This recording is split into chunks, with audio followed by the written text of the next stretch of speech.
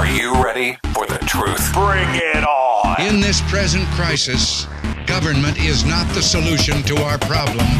Government is the problem. Do you want the whole truth? I don't think you're ready. Governments don't control things. A government can't control the economy without controlling people. It's Crane Durham's Nothing But Truth.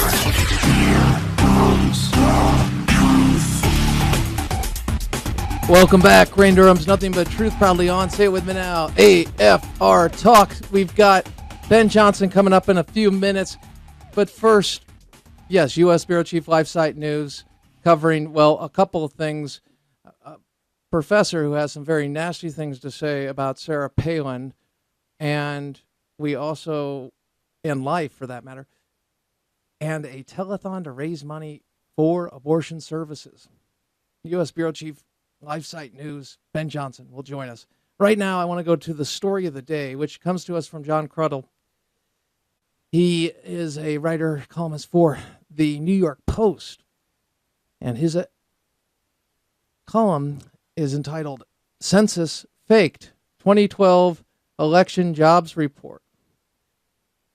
And in this article, he highlights the fact that there's evidence now, and a person coming forward from the Department of Labor who admits to doing interviews and filling out what is part of the household survey, the way they measure employment,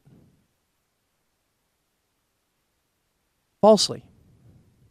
And while he never says that he was told to do this by the administration or higher-ups, Cruddle explains that anybody who's familiar with how the number comes in for employment numbers, be it they take the household survey and the payroll survey, and there was a great disparity between the two. In fact, on the level of 800,000 to about 100,000+ in the sense of jobs.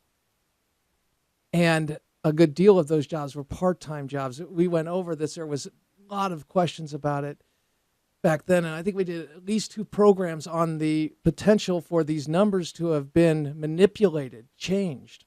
In fact, at the time this was happening, Jack Welch put out a tweet saying that the numbers don't make sense. There's something fishy here. It was on October 12th in the heat of a presidential election. And here, Jack Welch, former I should say GE CEO, thank you, be forgiving, on Chris Matthews' program, Hardball, and he's responding to criticism about what he had tweeted. But first he explains why he tweeted it. This is October 12th, last year, heat of the election. The unemployment numbers ticked down 3% from 8.1% to 0.3%, 8.1% to 7.8%, breaking that barrier of 8%. Roll it. Unbelievable jobs numbers. These Chicago guys will do anything. Can't debate, so change numbers. What happened here? Well, Chris, all I can talk about are some of the numbers. We had 600,000 government jobs added in the last 2 months. We had 873,000 jobs by a household survey, which is a total estimate from 50,000 phone calls. Of those, 600,000 were temporary workers. Chris, these numbers are all a series of assumptions, tons of assumptions. And it just seems somewhat coincidental that the month before the election, the numbers go 1/10 of a point below where they were when the president started, although I don't see anything in the economy that says these surges are true. So Matthews obviously takes this up because he's got to see this doesn't make sense statistically, and this guy knows the numbers. He wouldn't be so reckless to put out a tweet like the Chicago boys are cooking the books. Chicago boys referring to the Obama administration. Here is Chris Matthews. Tingles. Roll it. must be embarrassing for you to do a tweet now after the power you used to have. I mean, tweeting doesn't seem like something I hear from Jack Welch, and I mean it. What evidence do you have that they got to the BLS? That the Chicago guys got to the Bureau of Labor Statistics and jimmied these numbers by 0.3%, as you put it?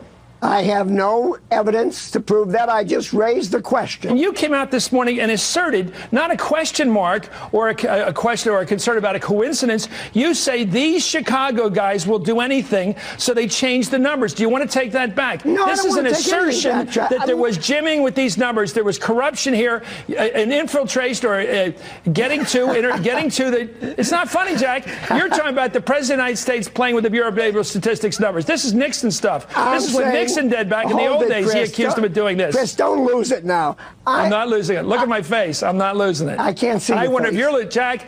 Do you want to take back the charge? No, I don't want to take there was corruption back, here. I don't want to take back one word in that tweet. It just defies the imagination to have a surge larger than any surge since 1983, a month before the election. I leave it to you to do all the analysis. From John Cradell today in the Post, the census employee caught faking the results is Julius Buckman, according to the confidential census documents obtained by the Post. Buckman told me, and he's speaking to, that's John Cradell, he's saying, told me in an interview this past weekend that he was told to make up information. Whoa, that's actually... He was told to make up information by higher ups. That, according to the New York Post.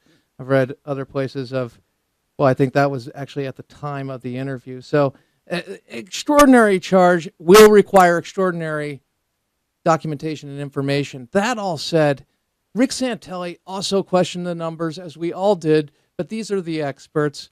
And here's what Rick Santelli said about John Cradell's story today. Roll it.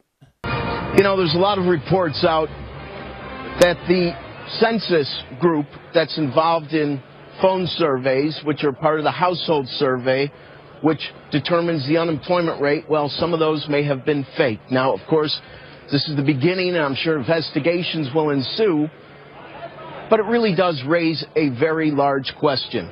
And many question some of the data points before the election. Myself, Jack Welch, and by the way, Jack, happy birthday. It's Jack's birthday today. But let's play a clip when I was losing most of my temper, but things just didn't feel right. Listen to this soundbite. There was no doubt in my mind a month ago it would be under 8%. There was no doubt in my mind 5 minutes before the number would be under 8%. Take it any way you want. You can't take it any way. Well, maybe I could have said that in a more calm fashion. I'm calm now. I think the time for shouting is over. But if we only knew now what we knew then. Now, the witness I referred to in the story, Buckman, in the same story, Cradell tells us he filled out surveys for people, quoting here, he couldn't reach by phone or who didn't answer their doors. But, Buckman says, he was never told how to answer the questions about whether these non-existent people were employed or not, looking for work, or had given up.